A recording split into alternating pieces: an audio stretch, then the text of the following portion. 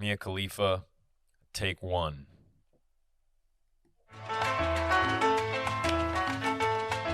Sucio Talk. What's up? ¿Qué está pasando contigo?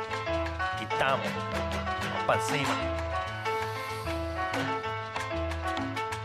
Got the reissue episode of Mia Khalifa. That's episode 5.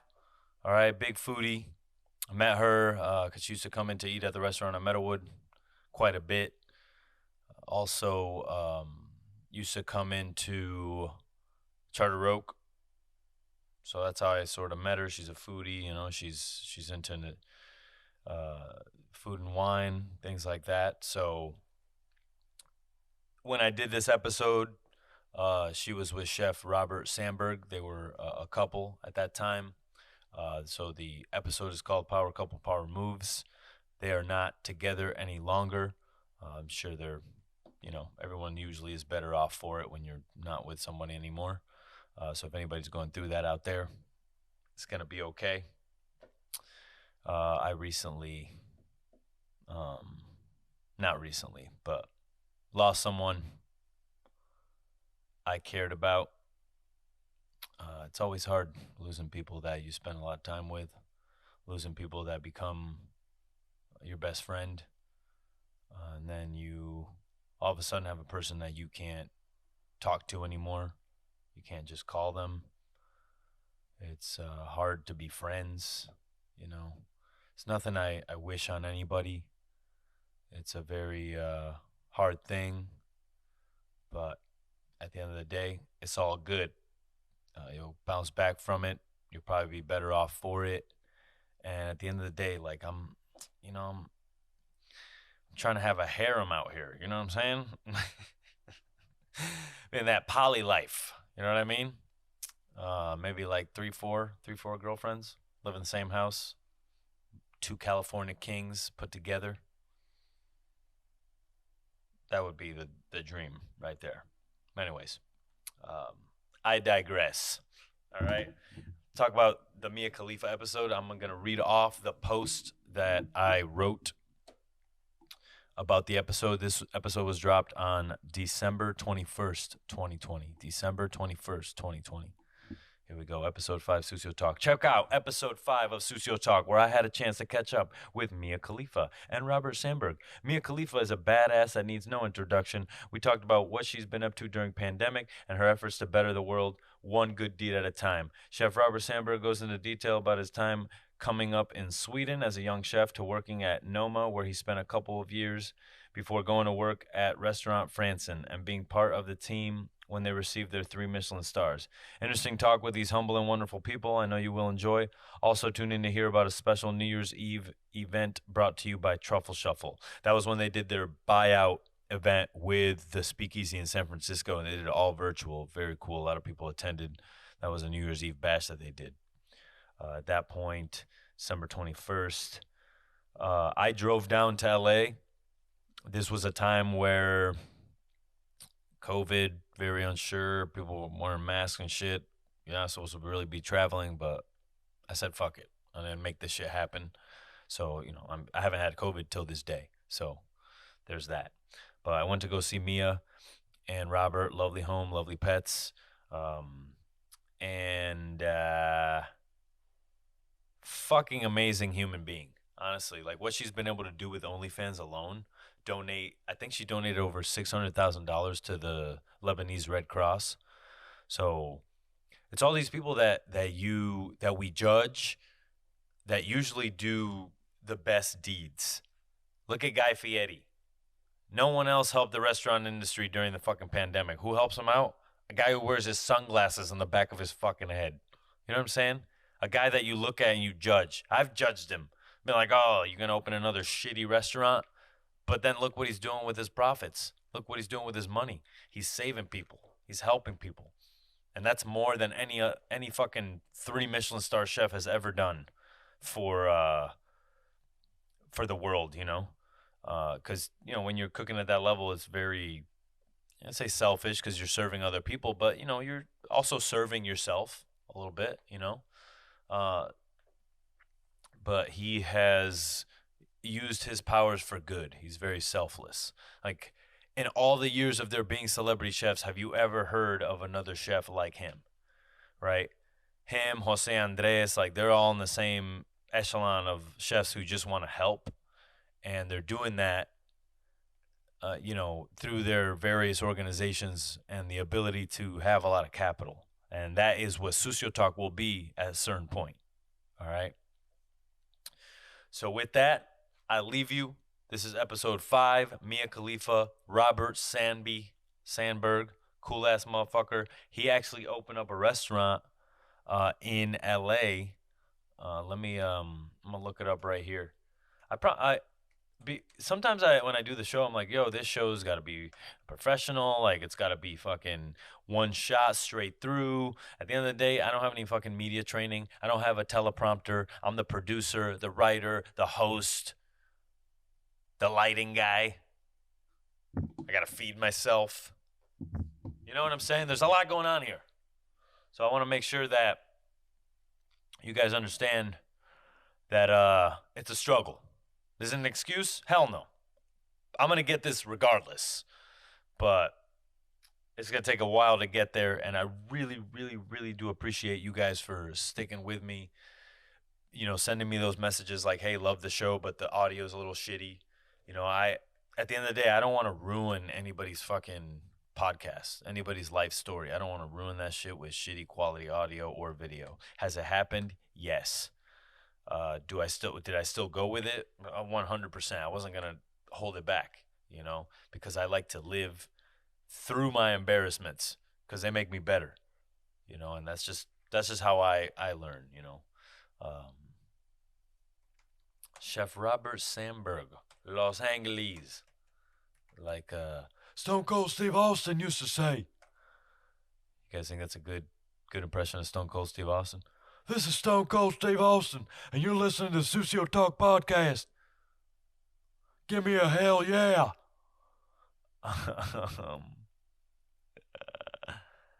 Ay, ¿cómo está? ¿Cómo está?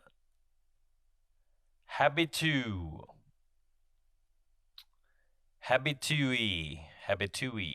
I'm probably saying that shit wrong. Dinners by invitation, bro? Hold up. Habitui, dinners by invitation. That means, bro, if you don't get invited to this shit, you don't fucking go. You know what I'm saying? So, you gotta check them out. Probably got some cool food. Robert Sandberg, invite me to fucking Habichua Los Angeles, motherfucker. Go out there, eat some habichuelas at your fucking restaurant. Let's go. I'll make you some mofongo if you let me in. Should probably take this time to call out chefs that I want on the podcast. Jeremy Fox, I've been calling you, bro. Hit me up. You know my Instagram. Tyler Chu, let him know. Show him this clip right here. We want you up in Oakland. All right? Hell, fuck, I'll travel, man. I'll go down there. I'll go anywhere. Don't matter. It's been tough, though, man. I'll tell you, I haven't been fully employed in a while. I was personal chefing. It didn't work out. I left. Been sort of living off savings. A lot of people are always asking me, like, how do you afford to live? It's like, trust me, motherfucker. I'll take care of myself. Thank you. But I think I'm getting into that part of my life where I'm like, I think I need to get some. You know what I mean? I need to find some. And before rushing back into something, I need to, make sure that it's the right thing. And man, I'll tell you, man, I'm itching to get back into a kitchen, but I know that that's a big commitment. And with this podcast that I want to be my bigger commitment, it's hard to balance those two things. So I'm going to hold off, but I know at some point, if I don't get some other type of gig that I'm happy with, I'm going to break down and become executive chef somewhere. I think the ideal situation would be to find a mom and pop situation where maybe they are too old to run the business, and then I can come in, take over. All they have to do is like take care of the fucking paperwork. I'll come in, I'll make a new menu, change the concept, same space. We don't got to buy nothing. I'll just fucking make it work, chef. And then, do tasting menus out of there. And again, I want to do intense tasting menus. I'm not about delicate flavors, so I'm not going to start the meal off with a light this, light that, and then move into something heavier. It's going to fucking go boom from the beginning. You're going to be like, where do we go from here? This doesn't make any sense. And then at the end of the meal, you're like, damn, bro. You know? It's like some of that sex. No, I'm kidding. So, at first I was beating myself up for not looking at the camera, looking over here, looking over there. There's also this thing that I use. I'm putting this up right here, right? So, I gotta make sure that that is doing the right thing. It's recording the video and the audio, so I need to make sure that I look good, it looks good. Take things away, put things back on. You know what I mean? Some of this action. See, that's how I cover that computer screen right there. You see that? So, once again, where the fuck are we? We are at Mia Khalifa episode 5. So please enjoy. Once again, she is not with Robert Sandberg anymore. She is with, what's his name? J Balvin? Is it J Balvin? Mia Khalifa. Man, you gotta love Google. You just fucking type anything in, it shows you. Mia Khalifa man. Jay Cortez, Puertorriqueño, reggaeton artist. I think he met her at the concert she did with Bad Bunny, and she was up on the en el Coliseo in Puerto Rico. She was up on there was like a mattress suspended above the stage, and she was up there. So there's some pretty cool shit happening in the world with artists, things like that. And out of all the cool things that have been done already, I hope that I can make something cool enough for you guys to enjoy and be up there amongst the greatest forms of entertainment that you take in every day. And sad to hear, one of the reasons that I started doing this podcast, and the guys that I look up to a lot, Deezus and Mero, are not going to be going back on Showtime together. I hope it's a hoax. I hope it's a lie. In this day and age, it's hard to keep friends. It's hard to keep relationships. And it's kind of terrible that we lost them as a comedy duo, because they really showed that two dudes from the hood in the Bronx could rise up and they could have late night TV shows on Showtime, Viceland, a successful podcast, make a brand, and it's also told me that I think I can become more successful if I build a team. It's just hard to build a team when you don't have any money to fucking pay anybody, or you also don't know. I don't know how to fucking recruit. I know it may seem, I'm figuring it out. I'm gonna get an intern at one of the schools over here, right? But you gotta just learn trial by fire, all right? I don't plan on making any money off of this for the next 5 years, right? So I could just keep making podcasts. I also want to do live shows. I keep talking about that, and I need to get these panels lined up. So again, San Francisco Bay Area natives, I have a podcast studio in Oakland. I will rent the studio, okay? We can do private dinners at the studio, all right? I'll let you use my equipment if you want to film a podcast. Okay, well, just rent it from me. This podcast studio is for rent. So if anybody's serious about doing a podcast out here, get yourself one of these Canvas works, all right? And then you can go ahead and put your logo on there, and I'll produce your show for you. I will talk about pricing and all that shit. But I'm here to make money. I'm here to make art. I'm here to entertain you. I'm here to laugh, cry, smile.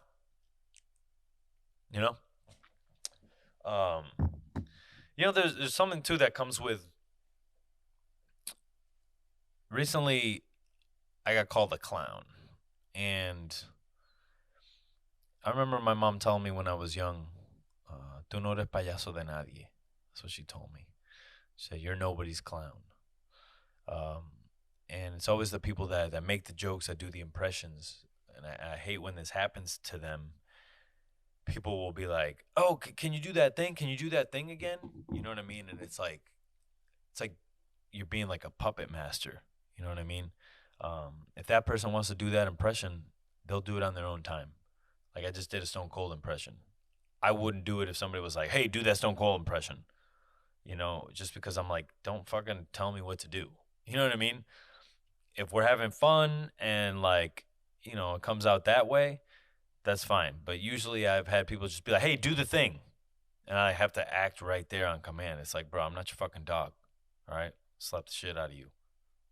And your spectator, whoever you're telling that you're gonna show this impression to. You know? I try not to be so prideful with that kind of stuff, but it kind of bothers me when people think that they can just like tell you what to do. Like, hey, do this thing now. It's not like, hey, will you do the thing? No, it's always like, do the thing, do the fucking thing, do it now. And then when you don't want to do it, they're like, oh, you suck, you suck. It's like, bro, I'm not, I'm never gonna act fake, right? So if I'm in a bad mood, I'm sorry, man. Like I can't pretend. You know what I'm saying? That I'm in a good mood. Um, Obviously, sometimes you need to if you're in a professional environment. But this is a fucking podcast, man. I'm here expressing myself. So if I'm gonna be a little angry, I'm gonna be a little angry. If I'm gonna be a little calm, sad, I'll be a little calm and sad. Be a little funny, be a little funny. It's all good. But just be aware that the people that make you laugh in your life, like the funniest guys, funniest girls in your life, take care of those people, man, because they honestly like find joy in making you laugh and making you uh, suspend your life for a little bit, even if it's for that 4 seconds that you're laughing. But when you're laughing, you're only thinking about one thing, and that's the coolest part about that emotion. Like when you laugh, you think about that one thing. And when somebody's like, especially when you're listening to stand-up comedy, that compounds when they keep going with the jokes. But like when you're enraged, your mind is racing, going all types of places. When you're sad, same thing. Your mind's going all types of places. So it's truly one of those emotions that keeps you centered. And sometimes I feel like people look at it in a bad way, like, oh, all you do is joke around, or, why are you saying that? Something like that. And I'm not going to sit here and be judged by me trying to find the funny in something. I'm always going to try to find the funny, because at the end of the day, you can look at life two ways, negative or positive. I'm not going to sit here and look at shit in a negative manner. There's too much negative shit going on already. Now we got to add to that. Not happening. Not here. So just be nice to yourself, and just know that, if you're listening to this show, I don't know what your circumstance is, but you're probably better off than a lot of people, So I just want you guys should think about that and count your blessings. And I know that sometimes it's hard to count your blessings. I tell myself that in the hardest of moments, and most times the other side of my fucking brain responds with, "What the fuck do you mean?" So I know that it's hard to calm yourself down sometimes, but I promise you it will help you move on through difficult times. All right? So without further ado, I know I keep saying that. Episode 5, Mia Khalifa and Robbie Sandberg, fucking power moves. Change the title of it. All right?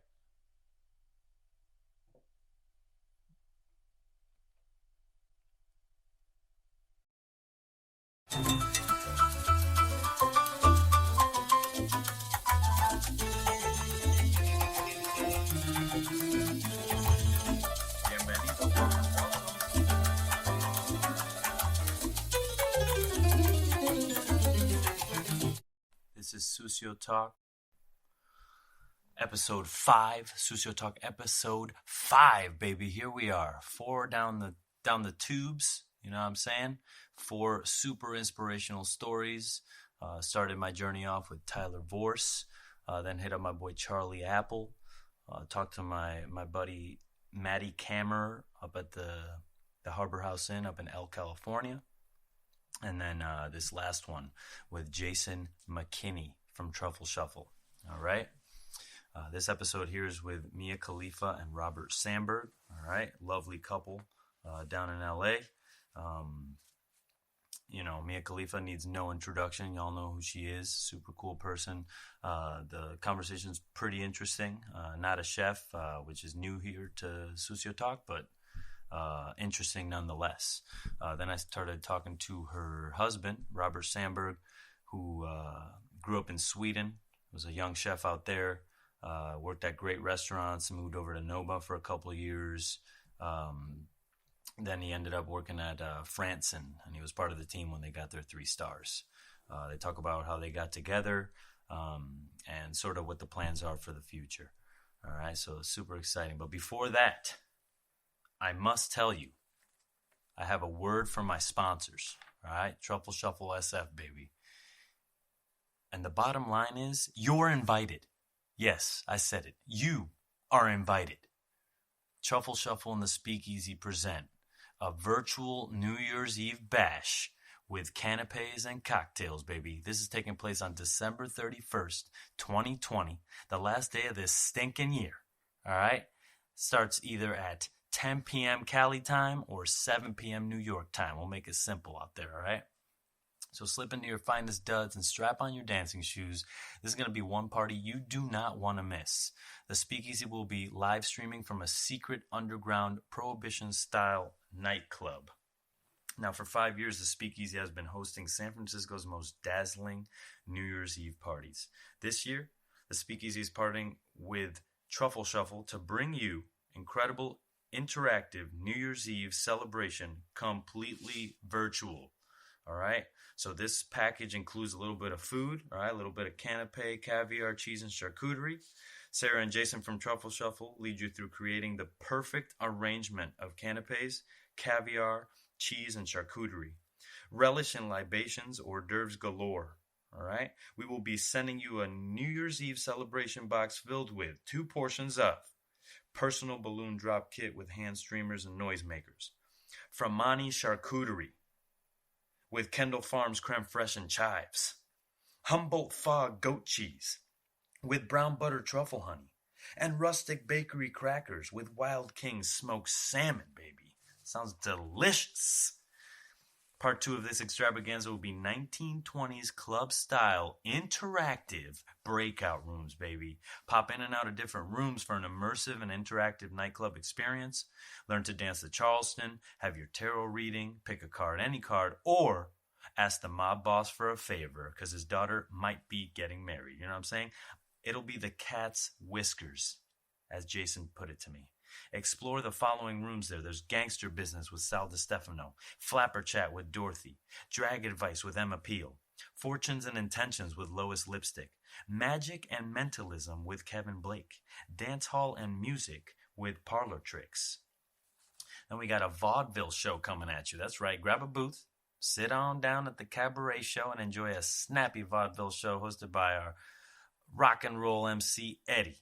Now, he'll be joined by tap dancers and other specialty acts. This fun-filled show will surely put smiles on faces. Then Heather Thiel and the Aces will ring in the New Year's with music you can cut a rug to. So grab your sweetheart and smudge in close as you dance the night away. There's no other way to put this, folks. Slip into your finest duds. Put away your technical doodads. Put that phone down. Put that phone down and completely surround yourself in the lives and culture of the roaring 1920s. Interact with floppers, floozies, gangsters, and bootleggers during a choose-your-own-adventure, immersive theatrical experience, and full of extravagance and spectacle. This is the SpeakeasySF.com, or you can visit TruffleShuffleSF.com. Get your tickets now. Spend the New Year's with us as we eat, drink, sing, and dance, and bring in the New Year's with a bang, baby. You know what I'm saying? So go ahead, check that out. Should be a pretty cool virtual experience. I know that this year we can't travel as much as we'd like or go to Times Square and just be smushed in a million people. But this is a good way for us to be able to step outside of that and kind of enjoy the New Year's with the wonderful team at Truffle Shuffle and the Speakeasy San Francisco. All right. Now, before we get into episode 5, I will say episode 6 is amazing. I recorded it with Brittany Cassidy from Birdie G's. She just left there. She was the CDC, opening CDC of that restaurant, as well as the CDC at Rustic Canyon under Chef Jeremy Fox. So a lot of history there. She also talks about her beginnings as a dancer. So pretty cool story for you guys to listen to. That's episode 6. So that will be dropping the Monday following this one. All right. Be sure to keep up with me on Instagram. That's David_Sucio. You can keep up with the podcast at Sucio Talk. Facebook page, Sucio_Talk on Facebook. You can also follow me on Facebook. That's David Guilloty, Guilloty. All right. This podcast is available on Spreaker. It's available on Google Podcasts, but my favorite is Spotify. They're doing a good job for me over there, so I really appreciate it. And please enjoy this episode. I'll catch you on the flip side. And for those of you who have any comments, questions, or concern, you can email me at suciotalk@gmail.com. Willing to entertain any kind of proper conversation. And last time I put a line out, but nobody bit. But here I go again, all right? I want to hear crazy-ass kitchen work stories from you. All right, so go ahead, fill that inbox, suciotalk@gmail.com, no underscore, all right? That's one word, Suciotalk. Hit me up, and your story might make it onto the show, you know what I'm saying? This is intro signing off into episode 5, Mia Khalifa and Robert Sandberg. Please enjoy. Google Chromebook's computer? It's Wait, that's not a Mac? No, that's a Chromebook. Samsung. I don't like Mac because, by the way, I started recording because this Okay. conversation's cool. So I started. I don't like Macs or Windows, right? Because they come with all this shit on it, and then you can't ever get anything. It comes slow, and then once you uninstall those programs, it doesn't work correct, right? So with the Chromebook, it comes out like it's like having a phone. No apps, no nothing. Everything is on the internet. Like every time you open, like my mail, it's in the browser. What? You know what I mean? So anytime I start a file, it's in the browser. So the downside is that you kind of need the internet to run the programs. That's most programs, though. At the end of the day, I have my phone, so that's my Wi-Fi, and you can go anywhere. Doesn't matter. Wow. You know? Use code Sucio for 20% off your next Chromebook. That's right. Boom!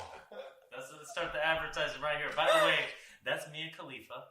Hello. How are you? I'm good. How are you? I'm well. Thanks for having me. I'm here in our humble abode in LA, and drove down today. It was a beautiful drive. I'm so jealous that you by took the that drive. ocean.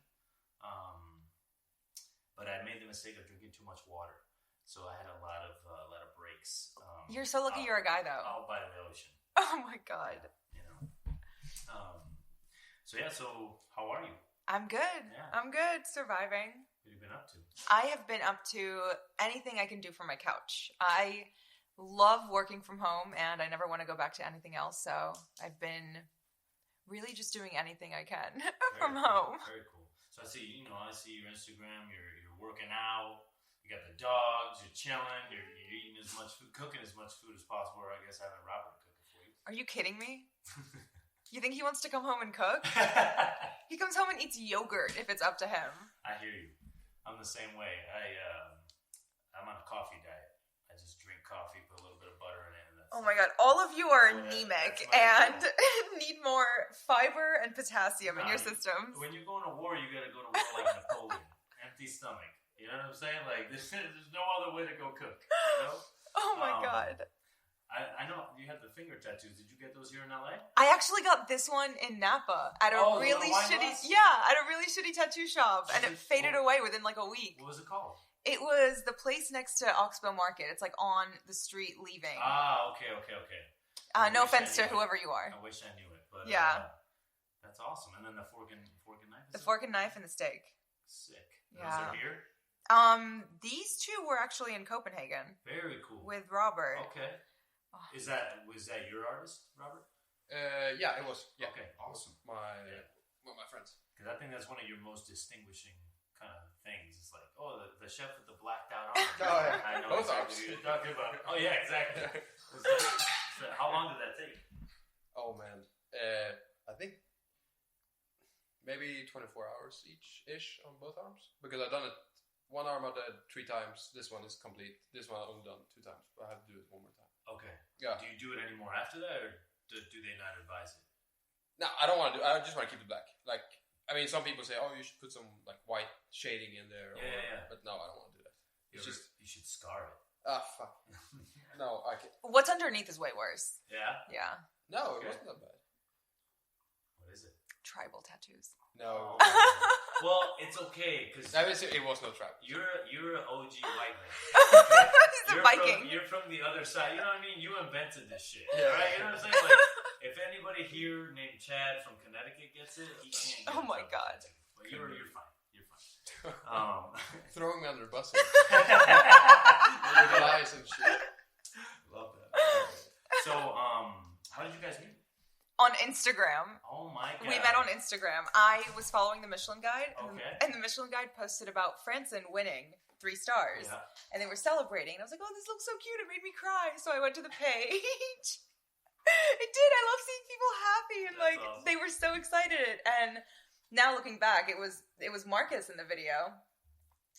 It was Marcus with Bjorn in the video, I think. Uh-huh. So I went to Franson's page, and I gave it a follow because it looked delicious. And then I saw a few rows down, something else looked very delicious, and it was a goodbye photo of Robert. Oh, shit. So I then went to his page and followed him.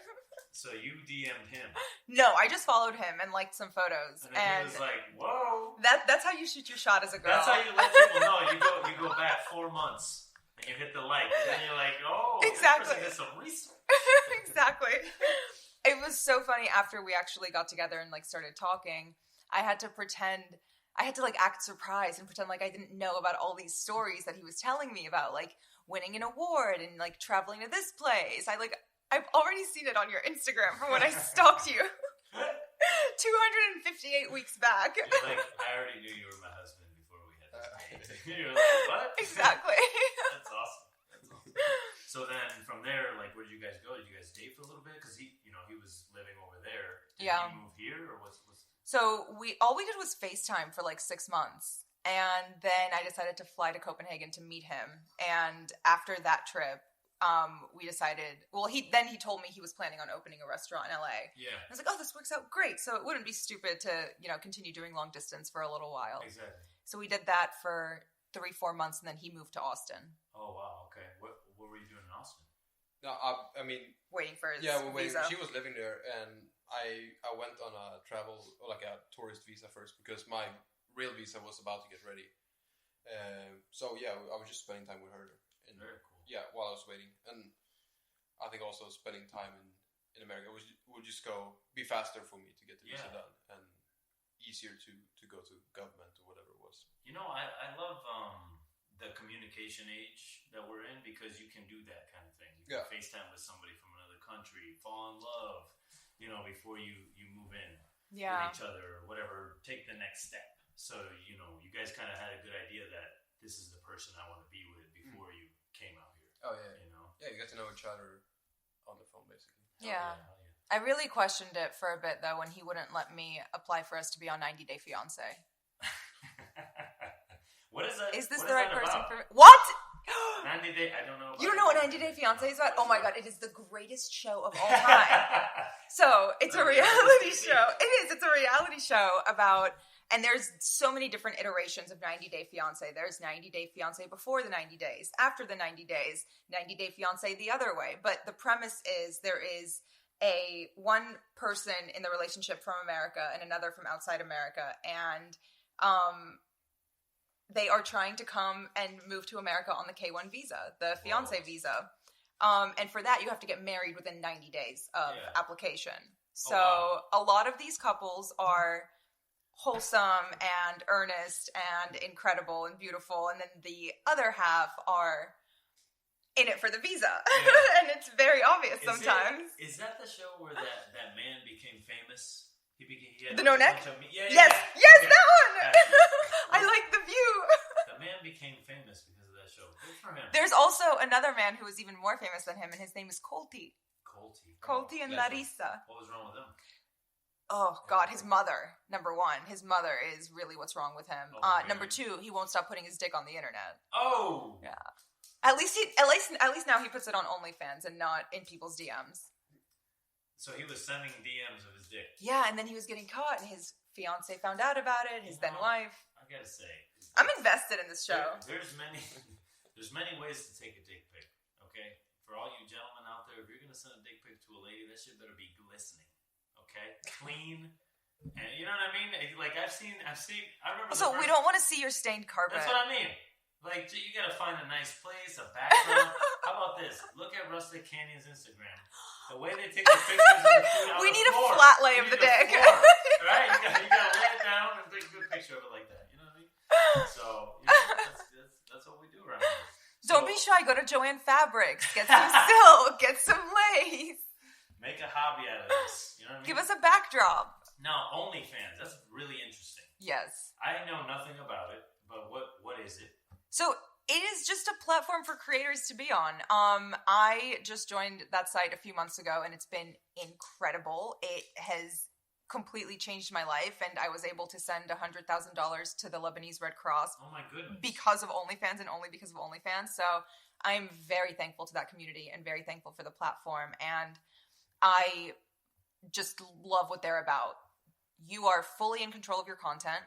They own no rights to it. You can shut it down at any time you want. You can set whatever prices you want. And there's really no parameters other than, terms of service and things you have to abide by on there. Yeah. But I just love the empowerment that is on that site. And not just from the females, from the males too. Like, I came across this TikTok of this guy who does tile work. Like, he actually lays tile in, like, kitchen backsplashes and showers and everything. And I don't know, I was just like mesmerized by this tile he was laying on TikTok. And then I went to his page and I saw that he has an OnlyFans. So I was like, oh my God, this is so weird. This tile guy is probably putting his dick on the internet.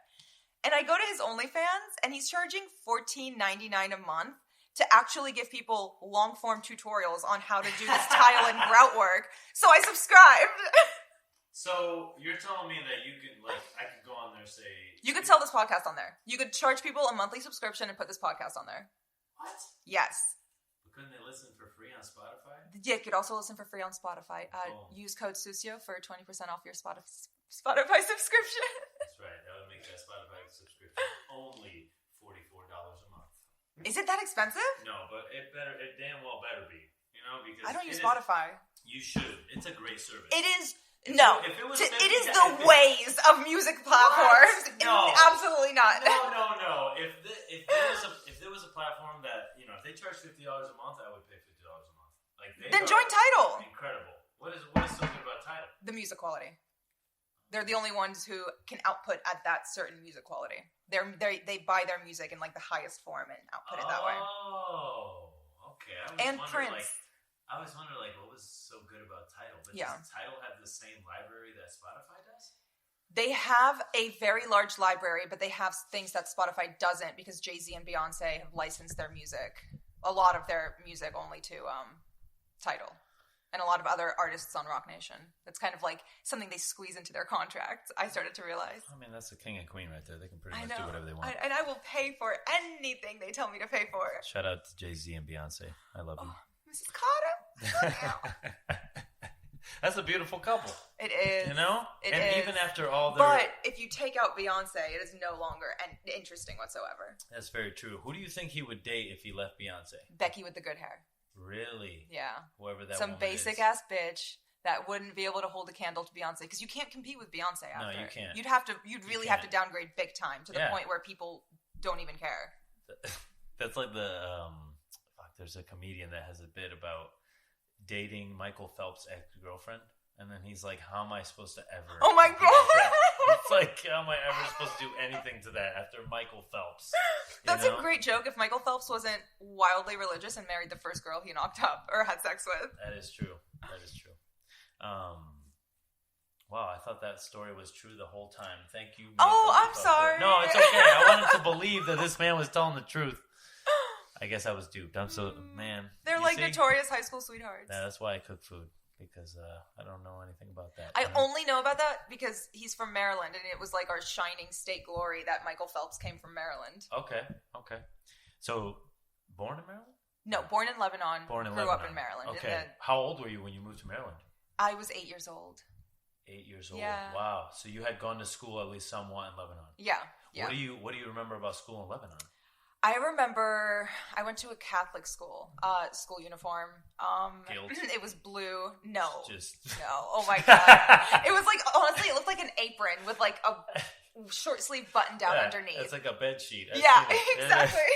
It was not cute, but I was also like 5, so it didn't matter. Yeah. I remember beautiful weather, beautiful people, incredible food. Everywhere smelled like food, like fresh pita. Yeah, I don't remember too much. I think a lot happened after I moved to America. Yeah. That like I started to really I started to forget about Lebanon. To now, like certain smells will remind me Kinda more of trigger you it a than little me. bit. Yeah, than me like thinking back to memories that I can picture. Okay. And then when you came here, how was that transition? Like going to an American school? Did you have a tutor? Did you have a translator? Like I was just in ESOL class. Okay. I was Gotcha. in ESOL, and I was in ESOL for an entirety of 2 weeks before 9/11 happened. Wow. And I was in ESOL speaking Arabic. I saw your so you were there with all the Spanish kids. Yes, yes, basically, exactly. Right? And they're probably like, who the fuck is this? I didn't even fit in with the ESOL no, kids. exactly. They're You're like, literally oh, solo. we don't trust her. Exactly. And then 9/11 happens, and they're all like terrorists. Literally. Yeah, they were doing that shit at my school too, man. We had these twins that were both Arabic, and they both had beards, and the whole What? Wait, how old are you? I'm 30. Oh, wait, you're only 3 years older than me. How did they have beards at 12? In high school. Oh, they had okay. beards. In high school. I was like, I'm sorry. So this continued from Yes. 2001 to fucking, till we left school. So it's okay. She can. But I remember because you posted something about the other day about them literally rolling in the TVs and putting on the news and having us watch that all damn day until our parents picked us up. Yep. Because, my parents worked, so I got picked up last at 3:30 or 4. And by then, both towers were gone. exactly. And you just watched it over and over. Yeah. And then for that whole next week, you watched it over and over and over. And that's a phenomenon that I don't know if that's just like the news media that makes that happen for us, but over and over and over again. And now I grew up in a Spanish household, so that means you watch the news from 4 p.m. to 7 p.m. until the novelas came on. You know what I mean? So it'd be like you're watching the same news block, the same hour over and over again. I do it all day long too. Yeah, it's wild. But it's like, do you ever feel like a prisoner of news? Yes, absolutely. Because when I'm not watching the news, I'm wondering what I'm missing out on. Like not what I'm missing out on, but I don't want to fall behind on anything that is terrifying or breaking or world changing. Yeah. Because you just never know when it's coming these days. So I can't turn it off. I can't look away. And I also can't stop flipping from channel to channel. I hop all day long between Fox News, CNN, BBC, and Al Jazeera. Oh, and you watch Fox News? I can't Of course. No. You need to hear what they are saying. Yeah, I know. It will boil your brain. I flipped it on the other day, and I was like, the punches anymore. This is just it's an entertainment network. Yeah, it's just like, we believe this, and this is what we believe. Yeah. The news is just another show. But then you turn on CNN, and you realize, holy shit, as much as I agree with this side slightly more, definitely a lot more, I still cannot help but see the absolute subliminal messaging that they are just trying to rail into people. It's pretty horrendous on both sides. And then you go to the BBC and it's slightly still biased. And then you go to Al Jazeera, which is probably the most reliable and unbiased one out of all of them. But I'm telling you, you got to watch Fox News more. You really have to know what the enemy is saying. Yeah, basically. I get my news from Deezus and Mero on Viceland and Showtime. That's where I get it from. You ever seen that show? Oh, yes, of course. It's amazing. It's amazing. Shout out to DC Zamero. Like they were a big inspiration to me doing this podcast. Oh, that's awesome. So I'm like, because me and my boy are growing up. We were like, we wanted the show that they have, and I'm like, they did it, And I'm like, anybody could do anything. Yeah. The possibilities are endless. The American dream. That's true. So, you're living in Maryland. Dog. Did you? My dog is obsessed with him. I'm like the dog whisperer. Yeah. Sucio Milan. Just take care of. So Maryland. So, what was life like there? I love Maryland. It was really cool growing up in a city that was so, I was just really close to DC. Yeah. And it was awesome growing up in a very history-rich city with a lot of emphasis on public outlets for things to do. We were constantly going to field trips to museums. We were constantly going to the zoo, constantly getting to see things that I feel like other kids who lived in different states didn't get to do, like the parade at Arlington Cemetery and just little things like that made me very interested in history. And I think feeling like I'm a part of something bigger like that is very that makes me feel comforted. And finding that, and then also finding sports in DC shaped me into who I am today. So I'm very thankful for that city. Awesome. And do you ever go back? Do you have friends? Do you go back I to go visit? back as often as I can, and it's really fun to go back as someone who left. Like, I left before I could drive in DC. So I never got to really experience the city outside of, like, being a student and going to things in, like, groups like that. So every time I go back, I'm a fucking tourist. Yeah. I'm going to the monuments. I'm staying as close as I can to whatever building or museum I want to go to. I'm doing all of the touristy things and going to my favorite restaurants and just making my rounds in the city that I wish I got to, like, experience as an adult. The Chinatown is amazing there. Oh my God, I know. It's one incredible. And it's so easily accessible. Yeah, it really is. I mean, that... It's right where the Verizon Center is, or whatever the fuck they call it now. They change the name every 2 years. Yeah, I went to a bar there one time that had so many TVs. The tables had TVs. Oh, it's probably the Green Turtle. I was like, this is nuts. I was like, there's like 500 TVs in here. We like to watch sports. In the bathroom, there's TVs. Yes, that's the best. In the stalls. That's what I'm trying to convince Robert on. TV. I'm just like, what is going on here? Like, can we have 1 second where we don't have TV? No, we either need the news or sports constantly. Fuck, maybe that's why I am the way I am. Like, I can't work or do anything without at least... like, chatter's going on in the background about what's going on. Gilbert Arenas? Yeah, shout out to Gilbert Arenas for kind of holding my hand through my first venture into the sports world. Doing Out of Bounds with him was so cool. It was literally a dream come true. Out of Bounds is a panel show? Yeah, it was the panel show that we were on, and just getting to meet him was the coolest thing ever. Like, I came in for a screen test, and I left, and I was like, if I don't get this, I'm fine with that. I got a picture with Gilbert Arenas. Like, that's Agent Zero. I'm good. That's awesome. So, this panel show, how'd you get it? Cold email in my inbox. Really? Yeah, so thankful I actually checked my inbox, albeit a month later. But yeah, it was definitely one of those, like, pinch me moments. Yeah. Because I had been writing for this small website called Fansided for a while. I was doing a Mia's Pick 6 and talking about my 6 most memorable moments from that week in sports, and very, like, obscure random things, not like actually, sitting down and, like, giving hard facts. It was very much an opinion-based column. So I started with that, and then it kind of just evolved and grew, and I started doing things that just made me happy. I had another sports show with a production company called Rooster Teeth, and it was called Sports Ball with Tyler Coe. Shout out to Tyler Coe, who now has a college football podcast. I'm blanking on the name, but I love you, Tyler. College football podcast. So sorry. That is not the name. He was really fun to work with because I think he is one of the few people who are more passionate about sports than I am. Yeah. It is really fun working with people who just, like, Gilbert loved loves basketball. Yeah. For football, and I'm not saying this to talk shit, like he would openly say this on the show, like, I don't watch football in my free time. Like, not my favorite sport. Like, I could, obviously, like, he's a competent, capable athlete. He can pick up on the rules, but he doesn't know everything about it as, like if it was his favorite sport.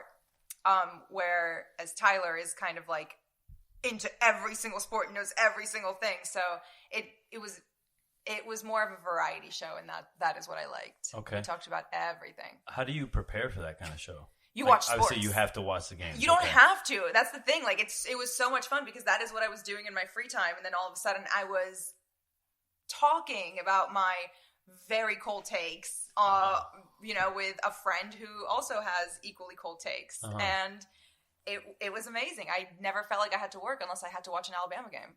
There you go. Yeah. Alabama. Fuck Bama. Damn. Hardcore hate on here.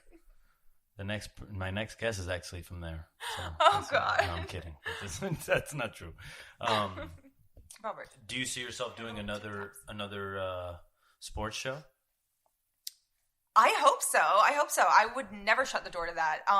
It's just, I don't see myself doing any show right now with everything happening in the world. Like, I haven't been able to think, I can't bring myself to plan far anymore. I just feel like things are just not going to pan out, not going to work out. You never know what's going to happen with the world. Yeah. Like, we just pushed our wedding to 2022. Wow. Preemptively. It was supposed to be this past June? It was supposed to be this past June, and then it was supposed to be next June, and that just didn't feel doable. Yeah. You might as well push it off. I mean, you got each other, and... Fuck that! I got the dress, I lost weight for the dress, and the deposit is non-refundable on the venue. Now you just have to keep losing weight until you know. I just have to keep working out. Just gotta keep working out. Once to twice a day. 2 years. It's all good. 2 years I can't wait to let myself go. It's like, get ready, Robert. It's coming. Oh, he's seen it. Dress? Yeah. I weighed like 40 pounds more than this time last year. That just doesn't seem like it equals to anything.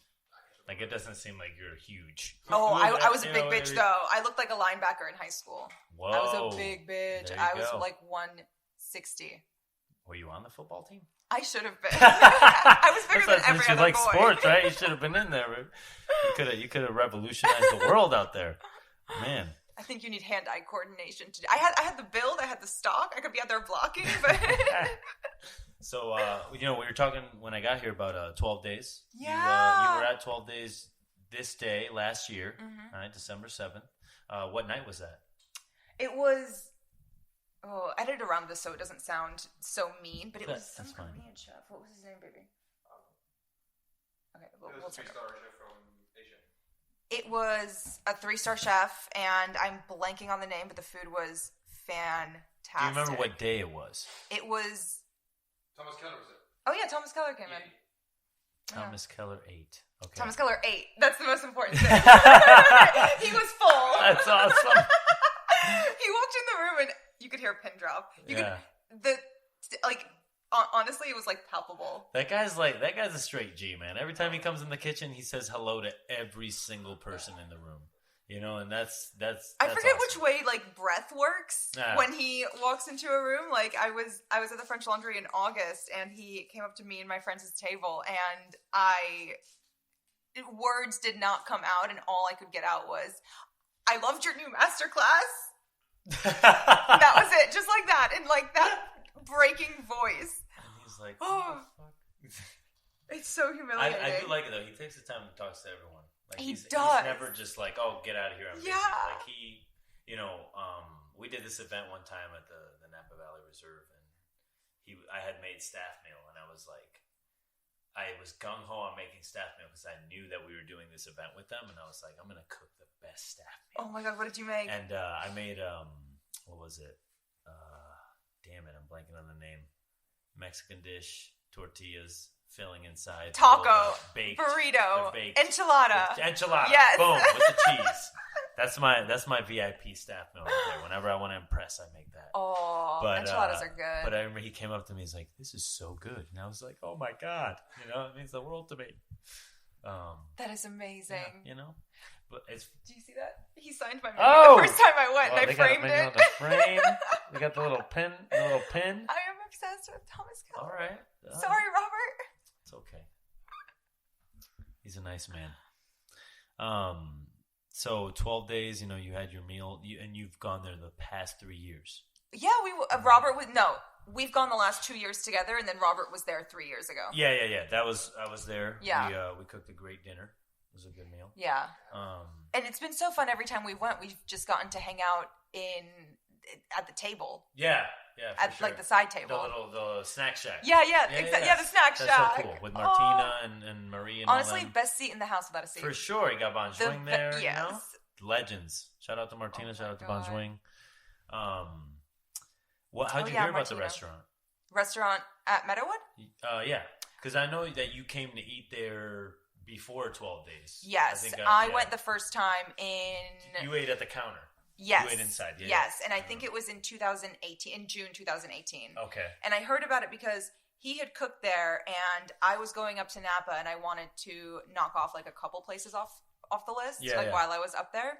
So he highly recommended Meadowood, and it did not disappoint. It is one of the most beautiful places I've ever seen, and just the most incredible hospitality. Like from top to bottom, they are the gold standard for just how it should be, how a well-oiled machine should run in the kitchen and front of house and everything. It was a beautiful experience, and I'm so thankful that I got to go as many times as I did. Yeah, for sure. You could sort of became a friend of the restaurants, and you'd come in, and I remember when you were coming in with Robert and his parents, you reached out and like, hell yeah, come on in.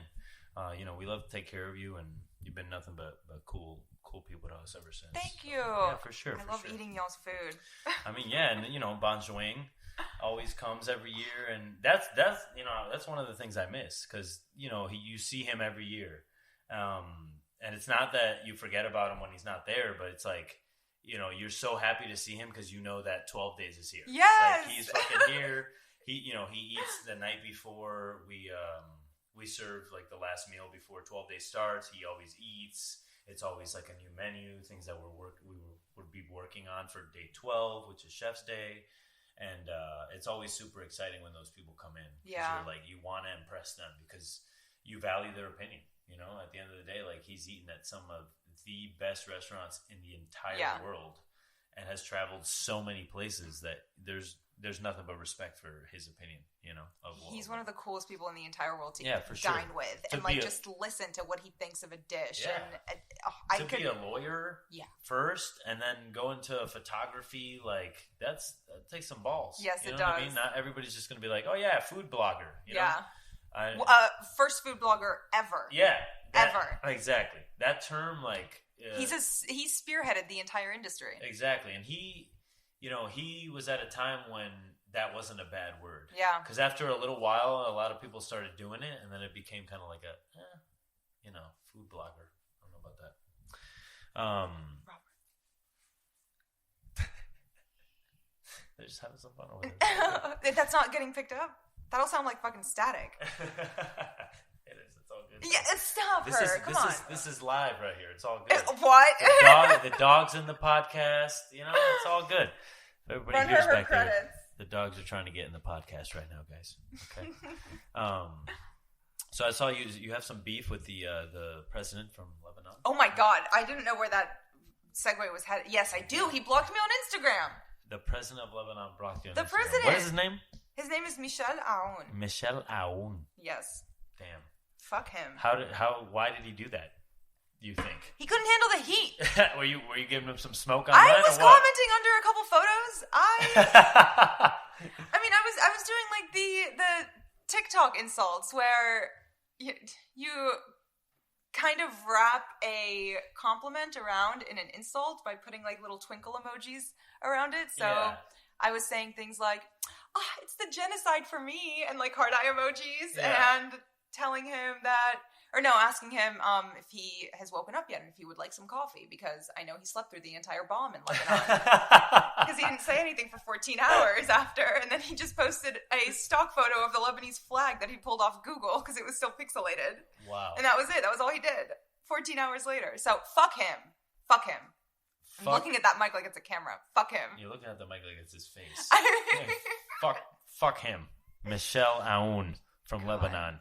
Sucio talks on the hit list. Now. It's all good. Come get me, motherfuckers. All right, come get me. So what is so you raise money for the Lebanese Red Cross, right? Yeah. And then what other organizations are you working with or raising money for? I raised some funds for the NAACP Legal Defense Fund when the protests and everything were happening in Los Angeles, and honestly, I've just the Lebanese Red Cross for the most part. Yeah. I'm also bookable on Cameo, and all of the money is being donated to the Lebanese Red Cross on there because they are a little bit tricky to donate to because they only accept wire transfers and PayPal and a few other things because they're not directly under the Red Cross umbrella. They're their own separate entity because the Red Cross doesn't stretch all the way to Lebanon. Really? Mm-hmm. Okay. It's not. It is bad to donate to the Red Cross because not all of the money goes where it should, but the Lebanese Red Cross it's kind of like a McDonald's franchise, how you can just open a McDonald's and that's your McDonald's. Got you. So that is how it's separate.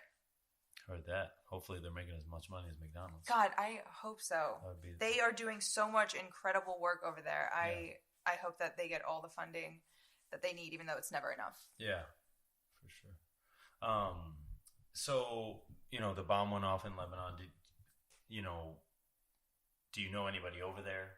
Did you have any personal calls or anything like that? Or were you more like just upset about what's happening with your nation? Oh my God, just the state of the nation. It was devastating. I feel like there was definitely a shift within me after it happened and kind of a wake-up call to everything that's going on with the revolution and all of the protests that started in October of last year to try and force reform in the government, get all of these corrupt politicians to step down, kind of put Lebanon on a path that isn't religiously influenced and motivated and just try and salvage what's left of the country. And this just really fueled it into high gear. Like people are tired. I'm tired. I want to have a country to go back to one day and show my kids. I'm sick of this. Have you been back since? No, I haven't been since I was like 16.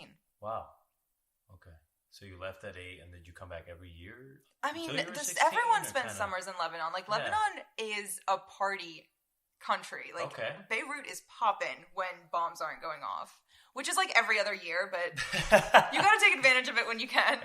Plan your vacation. Have you seen that Anthony Bourdain episode when he gets trapped in Beirut? I have not. What happens there? The airport got bombed and he got trapped in Beirut. Whoa! Yeah.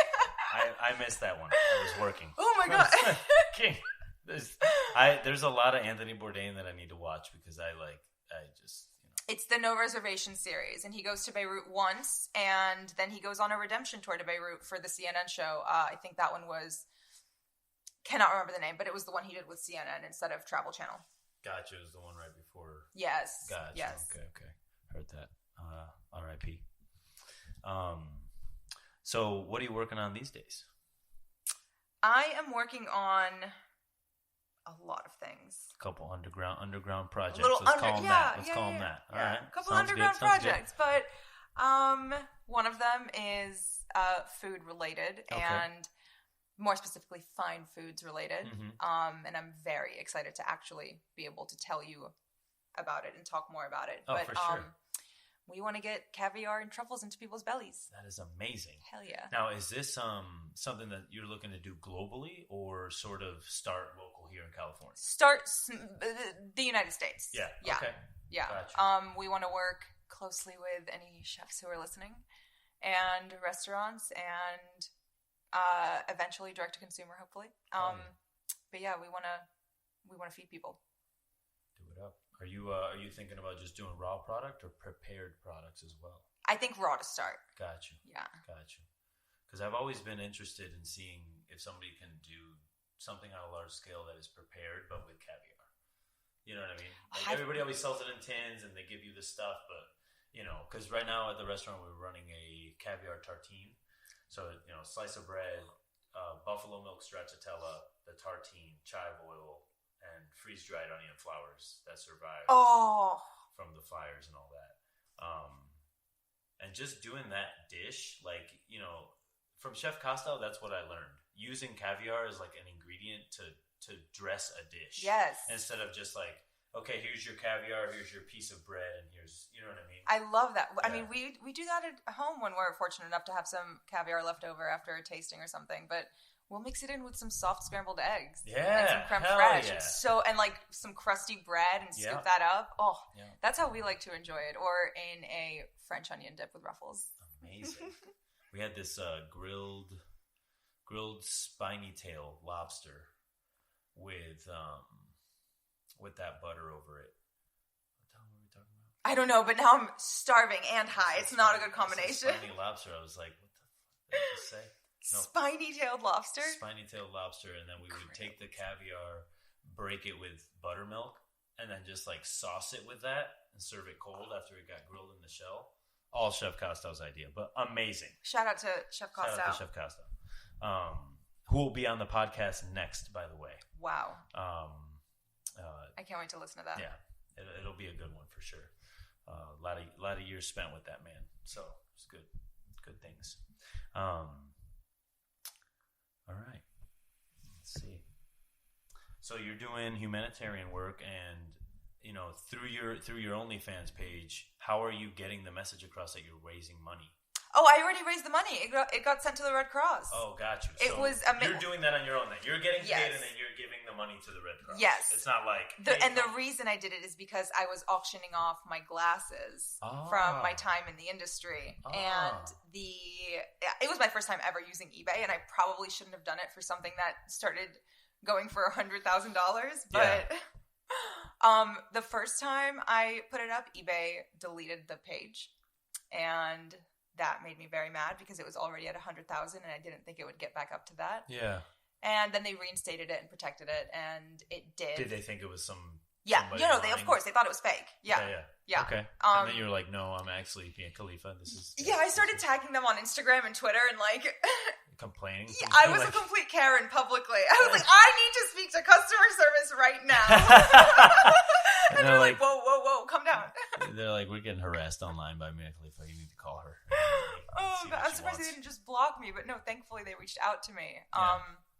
But the first seller was a total creep who just wanted to meet in a parking lot and exchange cash. So I was like, that's fucking weird. Pass on that. Next, the bad thing is that eBay only gives you, I think, like a week before they make you move on to the next bidder. And then once I had to move on to I moved on from to 5 bidders, and then it was at 93,000. And at that point, I was like, well, I don't want to sell it for less than that. So I held on to the glasses and decided to donate the 100,000. Cool. Awesome. And how did you hook that up? Did you just call the Red Cross and say, hey, I'm going to wire you this money? Well, I had to call my bank and tell them, hey, I'm sending money to a Middle Eastern third world, basically, country now. Yeah. Please don't freeze my accounts. Yeah. And then they still proceeded to freeze my accounts. They're like, that's So it took 2 fucking weeks to get this wire over. But yeah, it ended up being wired over. Okay, cool. Successfully. Do they let you know sort of how that money is being spent, or are they just like, it's ours now? Yeah, on their Instagram, actually, they do a weekly infographic of exactly how many people were served, how many things were rebuilt, how many resources were deployed, and how much money was spent each week. So that's nice. They're very transparent about where the funds are going and the people who are being helped. That's nice, because that's always my fear. You give money to something and it's like, is it going to the right places? Is it going into someone's pocket? Are the real people going to see it that need it? Yeah. I mean, that's how it is with the regular Red Cross. Yeah. I do not like donating to them. Mm-hmm. There's no way to know where your money is going. I'd rather donate to small local charities or GoFundMe's or things like that are started by people and going directly to those people. Exactly. Yeah, I just recently I donated to a GoFundMe for this family that had lost their house during the fire, and they worked at the farm, this farm I used to work with, and it was so sad because they basically protected the owners of the farm, protected their home, but then their home got destroyed, right? So my basically, God. they had a GoFundMe. It became successful. Like they Good. were able to buy their own house. But I felt the need to. I was like, bring them in for dinner. You know That's what I so mean? sweet of you. Because like people, like hardworking immigrant families.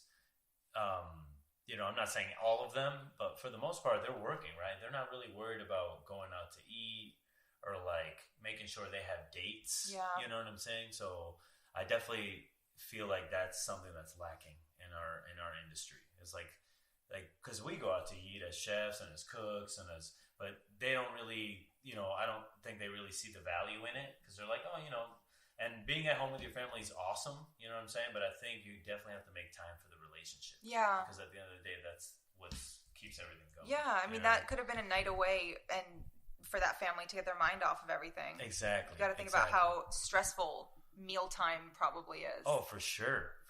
And we were donating to the Boys and Girls Club. We were making meals for them That's every week. awesome. So, Chef always has really good intentions when it comes to hard times and 12 days.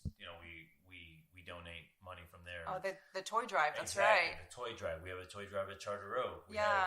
have 5% of proceeds from family dinner, which is our higher end option, which is now in a yurt. So get yourself that. Oh, I yurt saw menu. the photos. It looks Dude, so beautiful. The yurts are sick. Like at first when they came, I was like, I don't know about this. That's where right? everyone's staying at our wedding, Yeah. by the way. It's just a yurt camp. Cool. So That's when I awesome. saw that on the Charter Oak page, it looks so cozy Now, are and you? beautiful. Tell me this: with your wedding that's coming up, did you have to change sort of the layout of it if we were still in this time, so you could? Still It is have not. it? I'm absolutely not doing that. Okay. No, that's not even. You're having a That's not even an straight up- option. That's why you moved it so far back. Yes. Okay. There are people coming from overseas. I don't want to. Oh my god. Just thinking about being near 75 people. Thinking about I being have near disgusted 75 Mia people in Khalifa. general, and then in a pandemic. No, I'm terrified for my wedding. Do you know how many people I'm gonna have to small talk with? Oh my goodness. This is gonna be a nightmare. It's gonna be a lot. It's gonna be so many hello, how are yous? What have you been up to? It's so nice to see yous.